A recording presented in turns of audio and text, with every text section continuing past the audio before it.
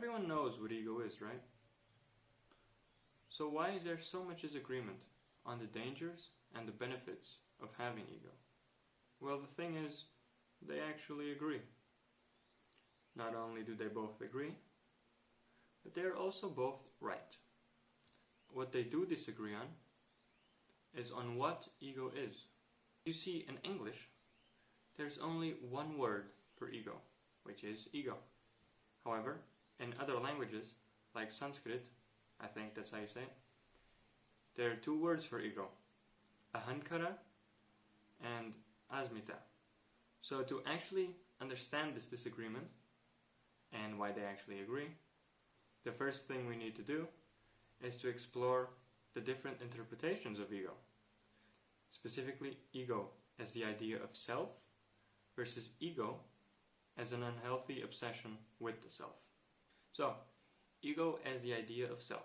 Everything around us, including us, is made of matter. However, it seems that we are the only ones who are aware of this. This awareness that oneself exists and is perceived is what we call ego. This ego is something that's made up. It doesn't actually exist, but we need it to make sense of our reality, of our existence. It transforms us from matter into humans. Effectively, it makes us people. It's not our brains or organs. It's not our friends or our country. It's not our family or our hobbies. Yet, it needs them. It relies on them and influences and is influenced by them. Because these labels that we attach ourselves to are very important for the ego. Labels like I am a cook, I am Russian, my name Jeff. They're not real. You are not a cook, you simply can cook. You're not American, you were simply born within what we call America. You aren't Jeff, we just gave you that name. So in a way, the ego is a resume, which includes all the things about you. Not actually who you are, but things about you that make you unique and separates you from other humans. However, making something up isn't inherently wrong, because as I said, we need ego and these fake labels so we can be identified as individuals. Ego as only bad. To these people, ego is simply an unhealthy obsession with one's self-importance. The ego is a coping mechanism for deflecting failure before, while, and after any action. Before, because the ego would rather talk about something instead of doing it. While, because when you achieve something, your ego will tell you that you will keep achieving it and you no longer need to concentrate or do your best. And after, by deflecting blame, saying it's not its fault. The ego justifies and comforts you when faced with any negative emotions, and loves making comparisons to others and pumping you up so you can feel good again. For example, when faced with a negative emotion like I'm weak, your ego will say, oh, but I'm smarter. Whatever it might be, it will always try to deflect and comfort you. Of course, when the ego makes comparisons that pumps you up, it will make you arrogant, ignoring your shortcomings and only focusing on the good things you can do. Because the ego is a sort of resume that makes you unique, it is unlike any other, and therefore it compares itself to other people. Comparing yourself to others is something that is pure ego, and nowadays, especially with social media, it is very easy to do. Anything from comparing followers, to likes, to hotness, to money, to lifestyle, whatever it may be. And from those comparisons, it creates your own resume, and of course, the resume you would like to have, that you see in other people. And that's where we can understand the destructive capabilities of ego. Because ego, when comparing itself to someone else's, it wants to be where the other person is. Instead of starting, it wants to have done something. If you see someone 5 years into the gym, your ego won't want to make you work harder. It will simply make you want to be that big. And when you obviously are not that big, you will feel once again a negative emotion that your ego will comfort and try to not take the blame. For example, saying, oh, he's taking steroids, or it's only genetics, making you not actually want to exercise in the first place. So, why do some people actually want ego? Well, our drive, for almost anything, is to have a better resume. That drive, that fight, that struggle to succeed, to prove that your existence is worthwhile. That is what makes the ego tick and makes ambitious people wake up in the morning because they know someone out there is doing it. And by comparing themselves to people on their level or above, they will constantly try to improve. Another thing that I've noticed is that many people are trying to say to get rid of ego. But getting rid of ego is not so simple. I would actually argue that it's impossible, unless you're some kind of monk living in Tibet. What we actually need to do, instead of suppressing or not having ego, is learn how to control it, instead of being controlled by it. This comes from the idea that ego is a good tool, but a horrible boss. And what we actually want to do is use ego consciously, without letting it negatively affect our actions. But how do we do that? Well, the first step that we need to take is to simply be aware. I've talked about this in previous videos, but awareness precedes change. And when we are aware, we can notice that sometimes the ego will try to discourage us from doing something or taking the blame for something, just because others are better than you. And then we fixate on that, how others are better and how we'll never be good enough.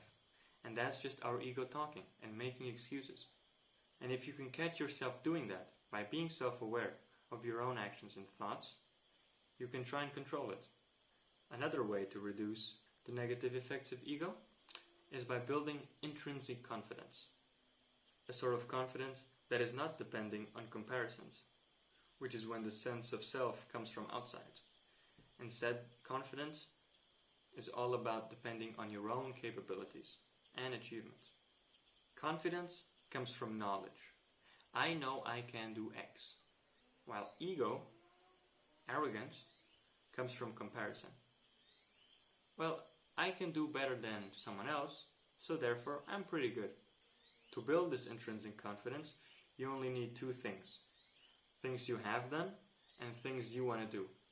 Whether that be goals, PRs, whatever, which hopefully is something you're already working on. A great way I've heard of building confidence is also doing things in nature. When you challenge yourself to do something in nature with no one around, nobody's going to judge you, and nobody is there for you to make yourself a comparison to. You can't compare yourself to someone if you're alone, and if you are able to achieve it, you will feel inside that you have achieved it. However, if no one's there to see you fail, you will also not feel as discouraged to even try. Remember, ego is a good tool, but a horrible boss. And this is how not to be bossed by ego. But how do we use it? Well, truth is, ego will always be all about comparisons to other people. And comparing yourself to other people will always lead to suffering. But suffering is something you need to do to grow. So you should have ego. Consciously, don't be controlled by it, but have it. Use it to become a better person. Use your ego as you would your legs and your arms. Because you are not your ego or your brain or your arms or your legs or your friends or your country or anything. But you get to use all these things to your benefit, including your ego. So use your ego to get a sense of drive. Use your body to become stronger. Use your friends to become more sociable and have reliable people around you. Use everything you can to improve yourself. Use them, but never be controlled by them. Don't let your friends make you do things you don't want to. Don't make your body keep you from doing things you want to. And don't let your ego keep you from doing things you want to. I got like 4 times more views the last video than I do usually, which honestly, it kind of inflated my ego a little bit, and I immediately noticed it, which is actually why I chose to do this video. And while thinking about that video, I have noticed that we are much, much smaller than I thought we were. Let me explain. It's not unusual for someone to think that they are not only their entire body, but that their identity is also their family, their friends, their hobbies, their goals, etc. But in reality, we are so small. We are something that's not even our mind. We are something inside our mind. For example, sometimes you even have thoughts that you don't want to have. These are called intrusive thoughts, and they are completely natural, and they actually show how we are not our brain. We are simply in control of it. And everything around us can be controlled by us, but can also control us. So, if our brain, body, friends, goals, and aspirations are not part of us, why do we give them so much importance? Because, honestly, I'm not sure if it's good to give all these things so much importance.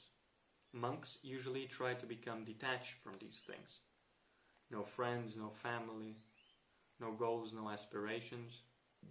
They don't feel pain, hunger. They have complete control over everything around them.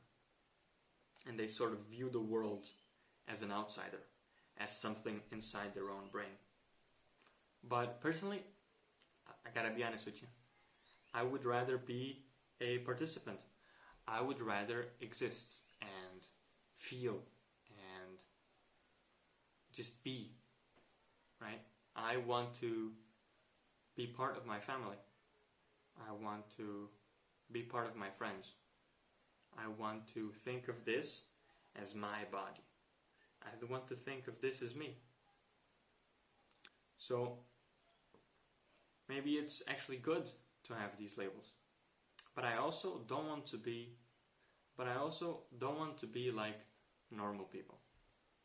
I don't want to be so empty and sad and unconscious without time, energy, or even the idea to think for myself and more than you are simply presented. Because I see it every day. I see people who are completely consumed by ego, who are so small and can only think forward. Because I see these kinds of people every day. Going to work, coming back from work, sad, tired, no energy, no time. And they never really think about these sorts of things. And I don't think this is anything new. I think it's always been like this. But I also think that you can try and go against it. And think for yourself. Consume less. Create more. I repeat. Everything that makes you you, your labels, whatever you want to call it, your ego, is a great tool. And you should use it as much as you can. But it's a horrible boss. Never let things influence you into doing something you don't really want. Because a boss doesn't let you think. A boss thinks for you. A boss just tells you to do something. And I think that we need more thinkers. Desperately.